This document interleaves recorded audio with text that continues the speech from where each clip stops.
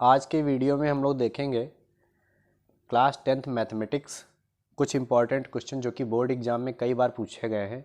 और आज का चैप्टर जो है वो है हमारा ट्राइंगल चैप्टर के कुछ इंपॉर्टेंट क्वेश्चन जो कि आज हम लोग डिस्कस करेंगे। तो पहला क्वेश्चन दिया हुआ है। पहले क्वेश्चन में कह रहे हैं the area of two similar triangle ABC and PQ are in the ratio 9:16. If BC equals to 4.5, find the length of the QR. Question में क्या पूछा गया है? क्वेश्चन में पूछा गया QR कहाँ पर है? यहाँ पर है। QR जो साइड है वो देखो यहाँ पर है, ठीक है। तो हमसे QR के बारे में पूछा गया है और BC की वैल्यू कितनी दी है? 4.5 दी हुई है और साथ में रेशियो दिया है एरिया का ABC और PQR का। ये जो ABC और PQR दोनों ट्राइंगल, इन दोनों के एरिया का इस जो है रेशियो दिया हुआ है। ठीक है, स्टार्ट करते हैं इस क्वेश्चन को। सबसे पहले जो गिवन है उसे हम यहाँ लिख लेंगे। गिवन क्या गिवन है? तो रेशियो ऑफ एरिया, या इसको ऐसे भी लिख सकते हैं, एक मिनट, इसको लिख सकते हैं area of triangle ABC upon area of triangle PQR। इन दोनों का रेशियो ही तो दिया है 9:16, तो इसको ऐसे हम लोग लिख सकते हैं। ये गिवन है। साथ में क्या दिया है? BC भी दी हुई है, कितनी है? 4.5 सेंटीमीटर, ठीक है। अब देखो क्या करना है हमें।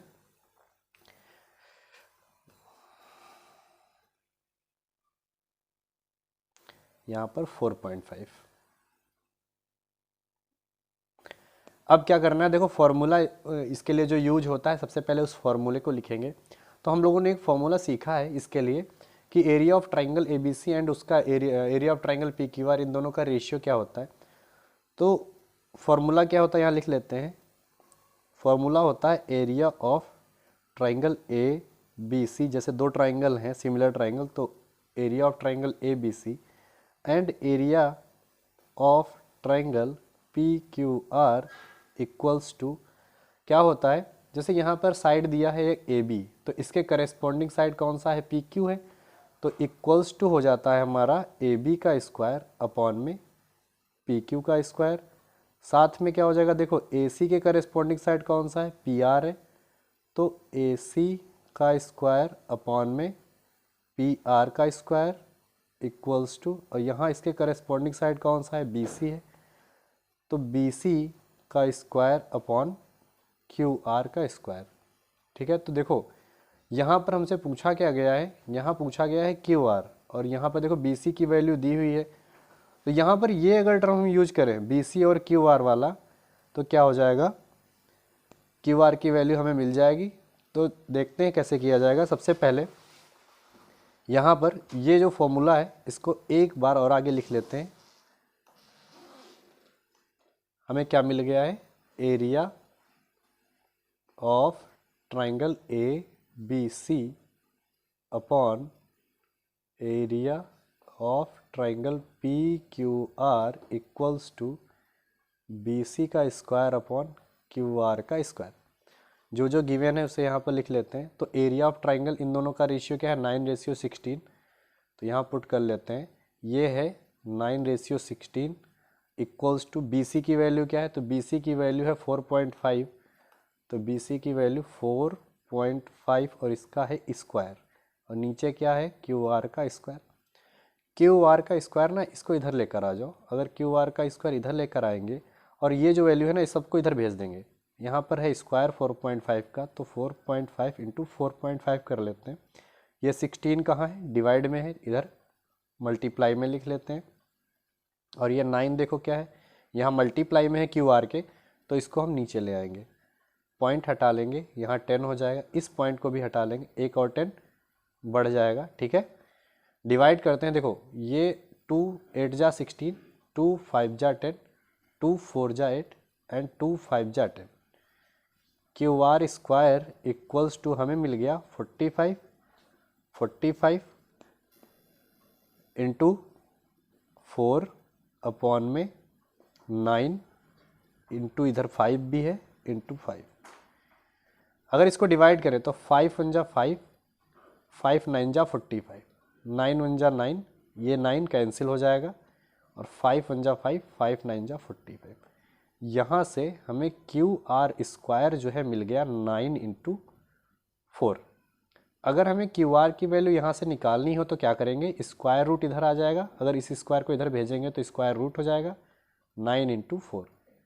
तो यहाँ पर क्यू आर जो है हमें क्या मिल जाएगा, 9 का स्क्वायर रूट 3 होता है और 4 का स्क्वायर रूट 2 होता है। तो यहाँ से क्यू आर की वैल्यू जो मिल गई वो मिल गई हमें 6 सेंटीमीटर। ठीक है, तो इस तरीके से इस क्वेश्चन को हम लोग सॉल्व कर लेंगे।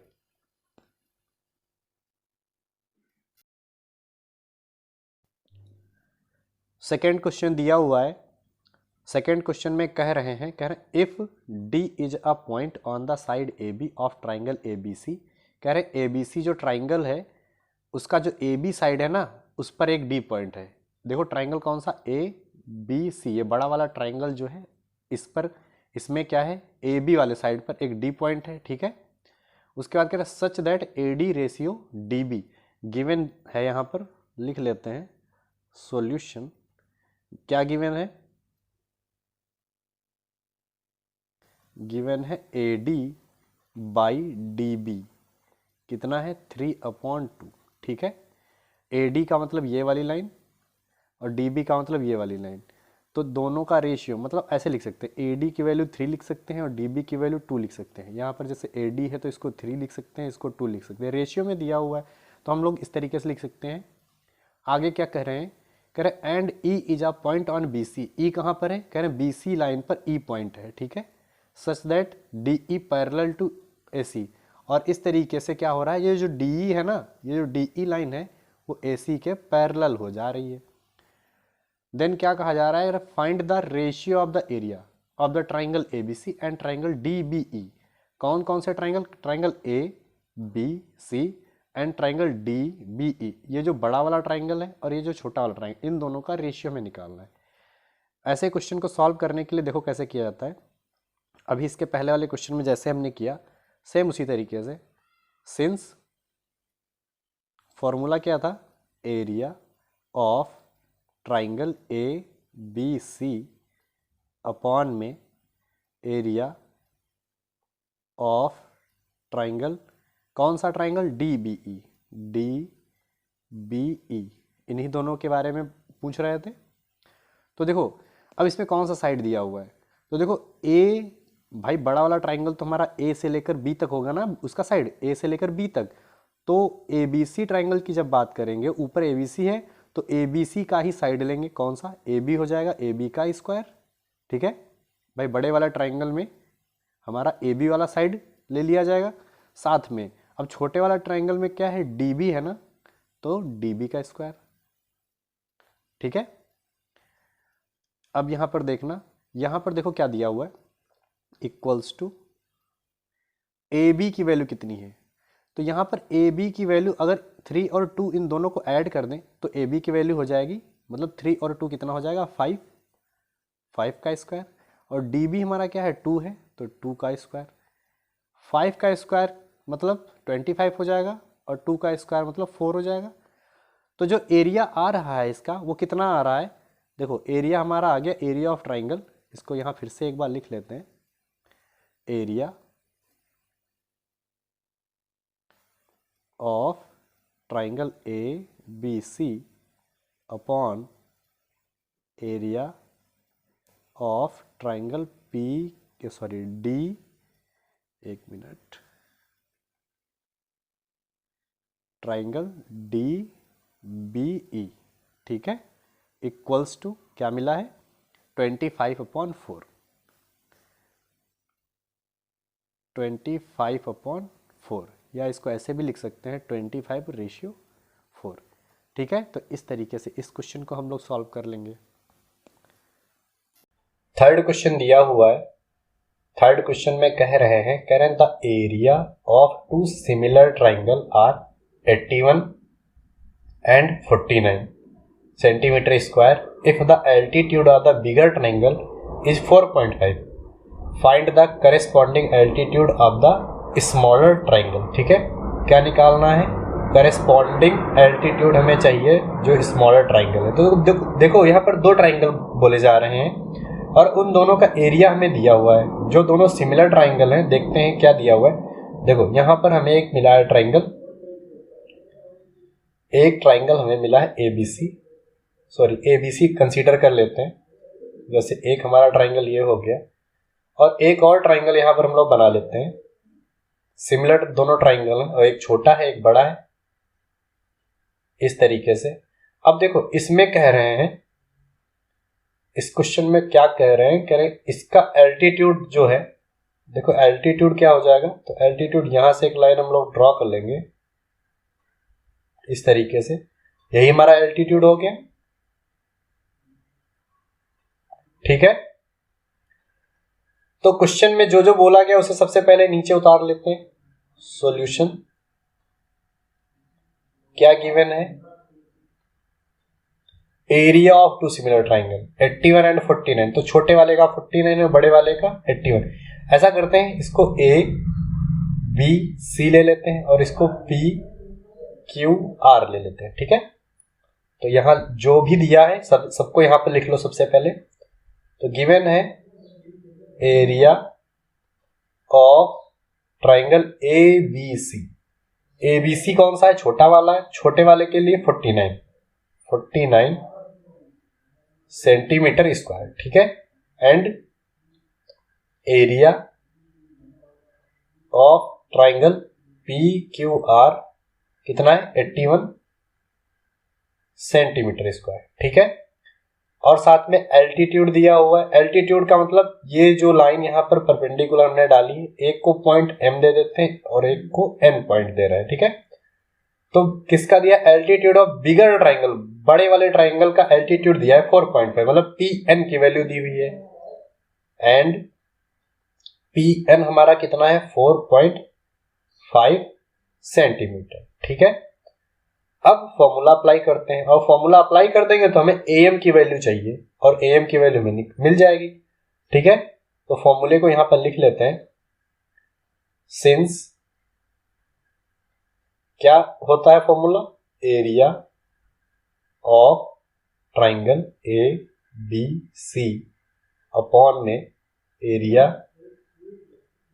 Of triangle P Q R equals to, कौन सा साइड पूछा गया है, हमें एल्टीट्यूड पूछा गया ना। तो देखो कौन सा ट्राइंगल हमने सबसे ऊपर लिखा है, एबीसी लिखा है, तो एबीसी का साइड पहले लिखना है। एबीसी का साइड कौन सा है, एएम है। एल्टीट्यूड कौन सा है, एएम है। तो एएम का स्क्वायर अपॉन में पीएन का स्क्वायर, ठीक है। जैसे करेस्पॉन्डिंग साइड का स्क्वायर होता है निकालने के लिए, जब साइड हमें निकालने होते थे, उसी तरीके से एल्टीट्यूड का भी हम यूज करेंगे। एल्टीट्यूड बोले या मीडियन भी बोल सकते हैं, मीडियन अगर पूछ रहे होंगे तो हम मीडियन का भी स्क्वायर करके हम वैल्यू निकाल सकते हैं, ठीक है। तो area of triangle ABC upon area of triangle P Q R equals to AM का स्क्वायर अपन टीएन का स्क्वायर। सारी वैल्यू यहां पुट करते हैं। एरिया ऑफ ट्राइंगल एबीसी क्या है, 49 एंड ये क्या है, 81। तो वैल्यू यहां पर हम लोग लिखते हैं। एबीसी का है हमारा 49 और पी क्यू आर का है 81 इक्वल्स टू, इधर कौन सा साइड है, एएम का स्क्वायर एंड पीएन का स्क्वायर। तो एएम हमें निकालना है, पीएन की वैल्यू दी है 4.5, यहां पर पुट कर दो। तो एएम हमें निकालना है और पीएन की वैल्यू दी है 4.5 का स्क्वायर, ठीक है। अच्छा इसको ऐसे भी तो लिख सकते हैं, 49 upon 81 equals to AM upon 4.5 का होल स्क्वायर, दोनों का स्क्वायर है, होल स्क्वायर कर सकते हैं। ऐसा करो, इस स्क्वायर को अगर हम इधर भेज देंगे तो इधर क्या हो जाएगा, 49 और अपॉन में 81 इक्वल्स टू, भाई इधर स्क्वायर था इधर स्क्वायर रूट हो जाएगा, इधर है एम अपॉन 4.5, स्क्वायर रूट लगा हुआ है। 49 का क्या हो जाता है स्क्वायर रूट, 7 होता है और 81 का 9 होता है, equals to M upon 4.5। M के नीचे 4.5 है, 4.5 कहाँ है, डिवाइड में है, इसको इधर ले जाएंगे तो मल्टीप्लाई में हो जाएगा, तो इधर ले आते हैं तो 7/9 इंटू 4.5 हो जाएगा इक्वल्स टू AM। अब इसको सॉल्व कर लेते हैं। देखो AM की वैल्यू क्या मिल रही है, तो अगर ये डेसिमल को हटाएं तो क्या मिल जाएगा, हमें 10 मिल जाएगा। 9 1 जा 9, 9 5 जा 45, 5 1 जा 5, 5 2 जा 10। तो AM की वैल्यू हमें मिल गई 7/2। ठीक है, इसको डिवाइड कर देंगे तो AM की वैल्यू हमें मिल जाएगी 2 3 जा 6 एंड 2 5 जा 10 सेंटीमीटर। AM की वैल्यू 3.5 हमें यहां से मिल जाएगी। ठीक है, तो इस तरीके से इस क्वेश्चन को भी हम लोग सॉल्व कर लेंगे। फोर्थ क्वेश्चन दिया हुआ है। फोर्थ क्वेश्चन में कह रहे हैं if the area of two similar triangle are in the ratio 25:64 find the ratio of their corresponding sides. ये क्वेश्चन में क्या दिया हुआ है कि एरिया का जो है रेशियो दिया हुआ है और क्या पूछा गया है, करस्पॉन्डिंग जो साइड है उनका रेशियो हमसे पूछा गया है। तो जो भी चीज़ें यहाँ गिवन है सारी नीचे लिख लेते हैं। क्या गिवन है, सबसे पहले तो एरिया का रेशियो, मतलब एरिया ऑफ ट्राइंगल 1 पहले ट्राइंगल का एरिया अपॉन में एरिया ऑफ ट्राइंगल 2 दूसरे का एरिया। ठीक है, इक्वल्स टू क्या दिया हुआ है, इक्वल्स टू है 25/64, 25/64। ठीक है, और पूछा क्या गया है, करेस्पॉन्डिंग साइड्स। करेस्पॉन्डिंग साइड क्या होते थे, देखो जैसे दो ट्राइंगल होते थे, एक ट्राइंगल हम ऐसा बना लेते हैं और दूसरा ट्राइंगल भी सिमिलर जो ट्राइंगल हो, ठीक है, कुछ उसी तरीके का बना लेते हैं। तो उसमें जो करेस्पॉन्डिंग साइड मतलब ये वाला साइड और ये वाला साइड, इन दोनों का होल स्क्वायर का रेशियो, ये वाला साइड ये साइड, इन दोनों के रेशियो का होल स्क्वायर, और इसी तरीके से तीसरे वाले साइड का भी रेशियो का होल स्क्वायर। ठीक है, यही होता था। तो उस फॉर्मूले को यहाँ पर थोड़ा लिख लेते हैं। Since area of triangle 1 upon area of triangle 2। अब इसके करेस्पॉन्डिंग साइड, इसमें डायरेक्ट पूछा गया ना, find the ratio of there corresponding side, मतलब सारे जो करेस्पॉन्डिंग साइड से उनका स्क्वायर, उनका जो है रेशियो क्या हो सकता है। तो देखो यहाँ पर सीधे एक टर्म लिख देना कि साइड ऑफ ट्राइंगल 1, मतलब साइड ऑफ ट्राइंगल 1 का मतलब क्या है, क्योंकि सारे करेस्पॉन्डिंग साइड्स का स्क्वायर होता है इक्वल में, तो हम सिर्फ यहाँ पर लिख लेंगे साइड ऑफ ट्राइंगल 1 का होल स्क्वायर, और नीचे साइड ऑफ ट्राइंगल 2 का होल स्क्वायर। ठीक है, अब देखो इसकी वैल्यू गिवन है, तो इस वैल्यू को यहाँ पर हम लोग पुट कर देंगे।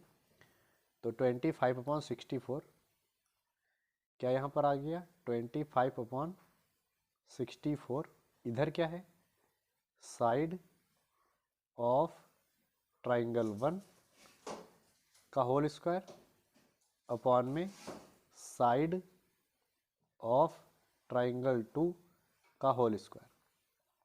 अब देखो ऊपर भी स्क्वायर है नीचे भी स्क्वायर है, तो इसको ऐसे भी तो लिख सकते हैं 25/64 साइड ऑफ ट्राइंगल 1 अपॉन में साइड ऑफ ट्राइंगल 2 का whole square.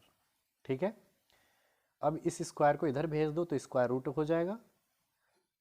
25/64 equals to side of triangle 1 upon में side of triangle 2।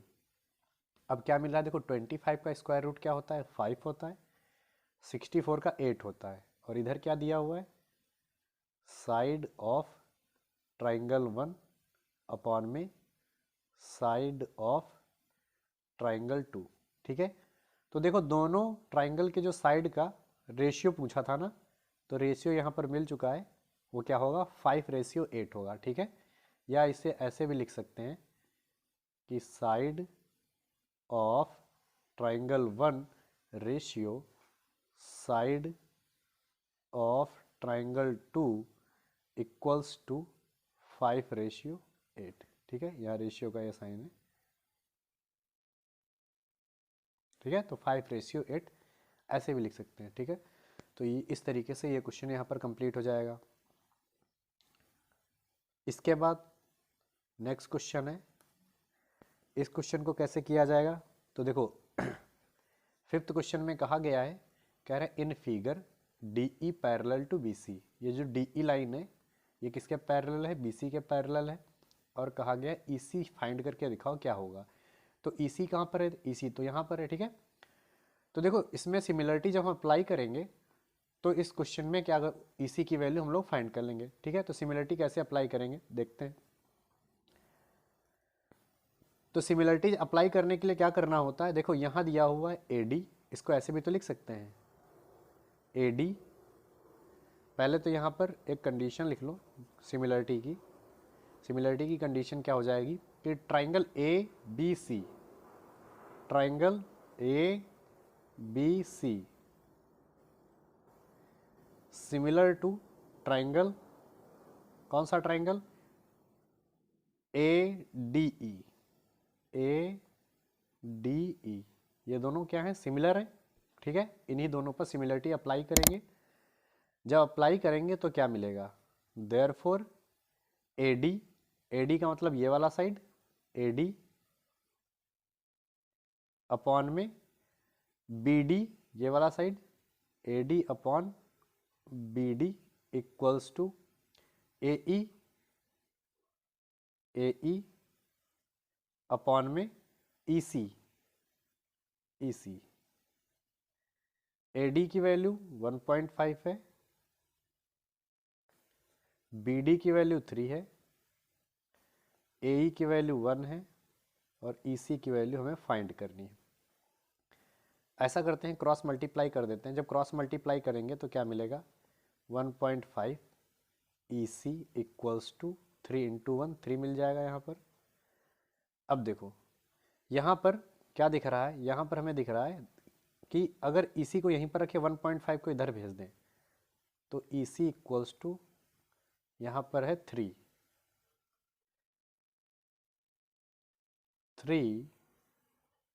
Upon 1.5। Decimal अगर हटाए तो यहाँ पर आएगा 0। हमें मिल गया 30 अपॉन 15, 15 1 जा 15, 15 2 जा 30। तो यहाँ से EC की वैल्यू हमें मिल जाएगी 2 सेंटीमीटर, ठीक है। तो इस तरीके से इस क्वेश्चन को भी सॉल्व कर लेंगे हम लोग।